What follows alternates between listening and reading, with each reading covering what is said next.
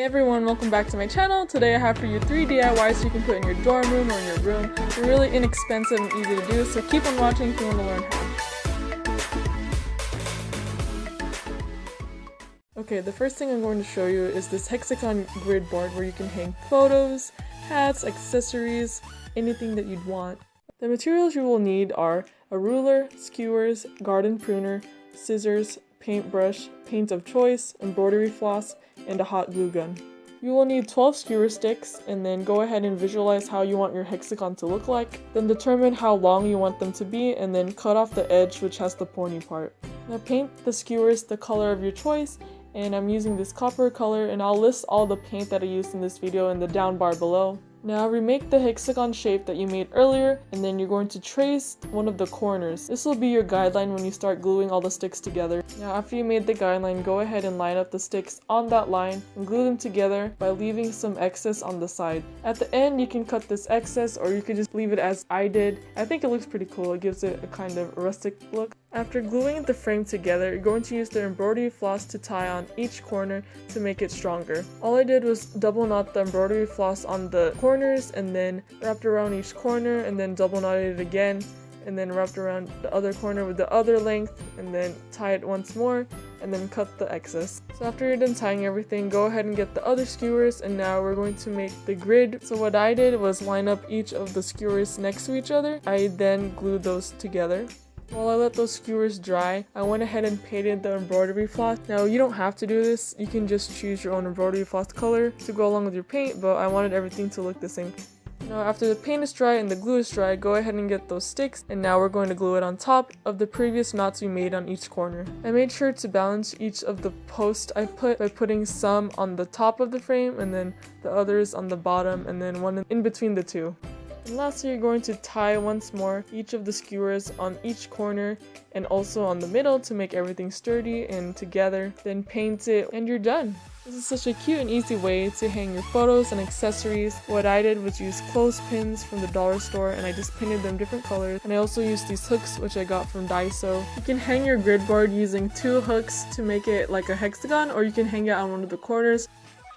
Next is your own customizable calendar. First you're going to log into your Google account and then go to Google Drive, and then you're going to open a Google drawing. So many Googles. Anyway, the first thing we're going to do is check to make sure that the page setup is the right one. So go ahead to go to File, go to Page Setup, and make sure it's at Standard, which is 4:3 ratio.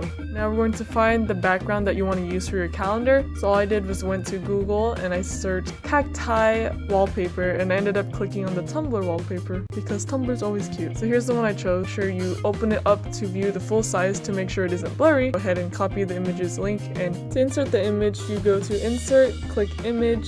Then since we found this on the web, we're going to paste the image's link on the URL section.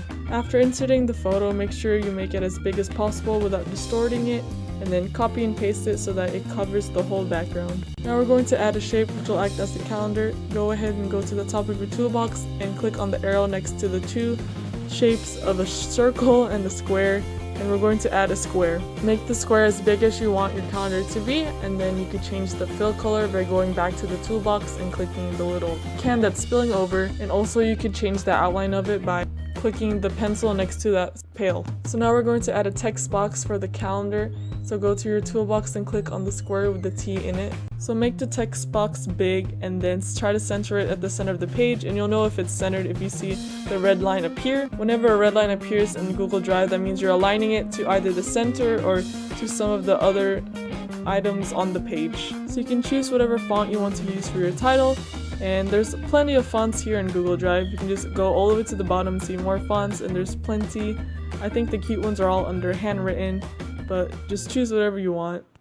And you can customize the outline and the shape of your letters to make it stand out by using your toolbox again. What I like to do to make the title stand out is add a background to them. So what I do is customize the shade and change the opacity. So now we're going to add the actual boxes which will act as the days of your calendar. So go to Insert, and then you'll see at the bottom Table. And before you can insert the table, you need to know how many weeks are in your month. For this one, I made it for September, and there was 5 weeks, so I added 7 columns and 5 rows. Adjust the table to how big you want the days to be, and also match it to the background.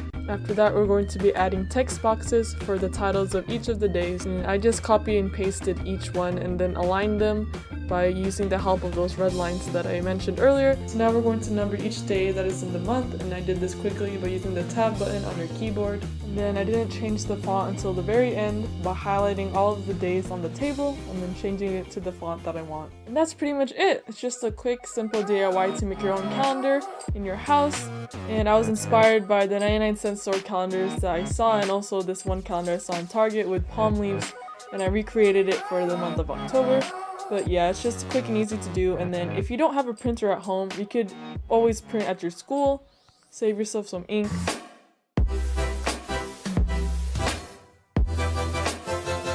Okay, the first thing you're going to do is open up your Google Drive again and open up a new Google's Drawing. Now in the Google Drawings, you're going to open up the page setup by going to your file, clicking page setup, and we're going to change it to custom, and we're going to make it the same size as a normal printer paper, which is 8.5 times 11 inches. Now you have two choices in making your initial, so either you can go to insert and insert a word art, and you're going to type in your initial and choose from the different fonts that Google Drive has to offer. Go ahead and adjust your word art initial to the size of the whole paper because you want to make the stencil as big as possible. You can use any font, but obviously the more simpler the font is, the easier this project will be, and the less curves there are, the more easier it will be too, but you can definitely still do it with curves. Let's say you don't like any of the fonts Google Drive has, and you can go ahead and find your own stencil of the letter using Google. You just go ahead, look in pictures, find a stencil that you like, and then copy that image's link and insert it into your Google Drive.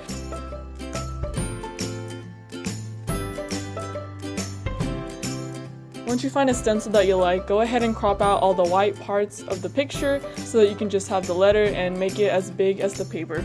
I decided to keep the Google Drive font that I made earlier, so now after you pick your stencil, go ahead and print it out, and after you print it out, cut it out. Now you're going to grab a piece of cardboard, which should be a little bit thick, not like a thin cereal box cardboard, but a thicker one. This one is just a box from my garage, but you can always get cardboard boxes from stores like Costco. Then you're just going to trace the outline of your letter onto that cardboard piece. I added some tape underneath the stencil so that it would stay in place.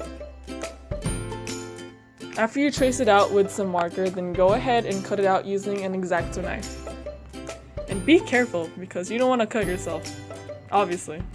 Now that you're finished cutting out the first piece, you can use that piece to trace on the next J or the next letter, or you could just use the same stencil. I decided to use the same stencil as I did earlier. After you're done cutting out the two pieces, you can go ahead and align them on top of each other to see areas you need to cut out. Now onto the mathematics portion. Don't worry, it's not a lot of calculations, but first of all, you're going to figure out how tall you want to make your letter. I decided to just make it 1 inch high. Then from there, I measured the width of my letter, as you can see. And with those numbers, I made a little calculation board.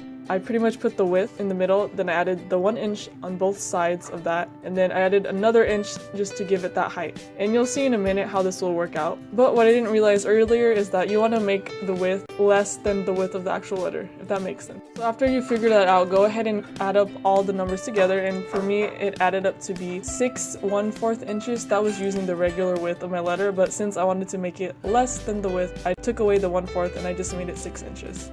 And what you're going to do is cut out a 6-inch piece of cardboard. And I decided to just make one long piece of this 3D part, just measure the side of my letter, and then that would be the width of it, and then the length would be 6 inches. So I would cut that big piece of cardboard.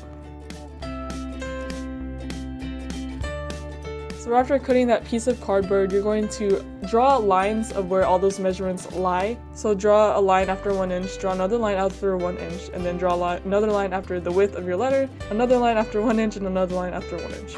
On those lines, you're going to make perforation marks, which pretty much will let the cardboard fold without breaking. And to make those, you pretty much use your X-Acto knife and cut dashed holes along those lines.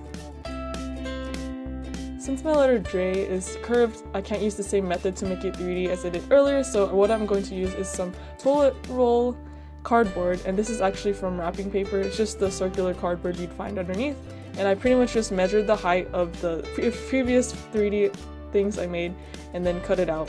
You can honestly use anything to make it 3D as long as it's hidden under the letter and it's sturdy enough.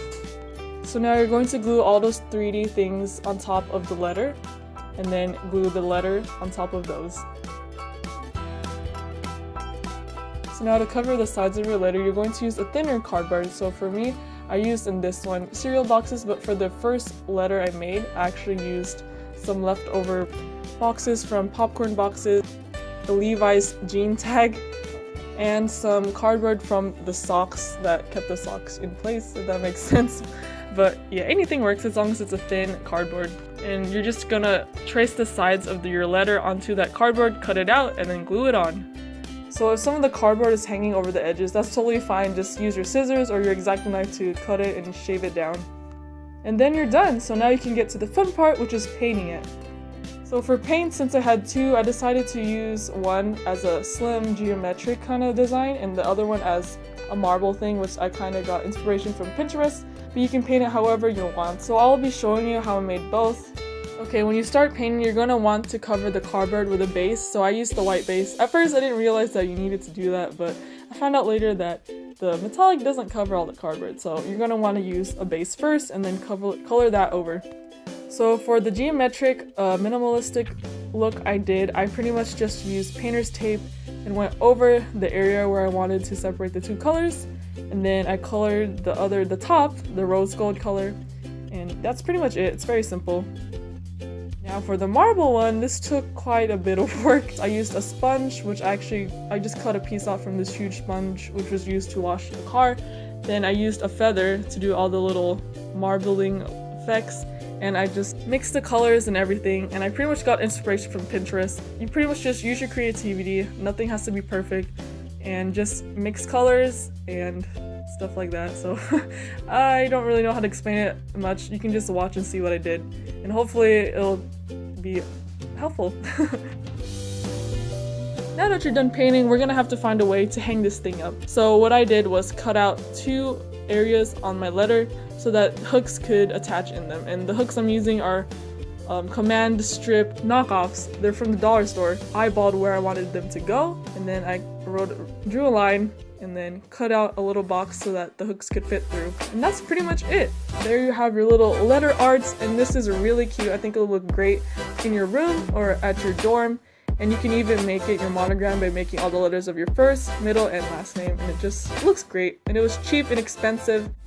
Thank you so much for sticking to the end and watching this whole video. It took me 2 weeks to make because I ran into some problems. In the end, it all worked out, so thank you so much for watching, and stay tuned for the next video. Don't forget to subscribe, like, and comment on this video if you enjoyed it, and thank you again.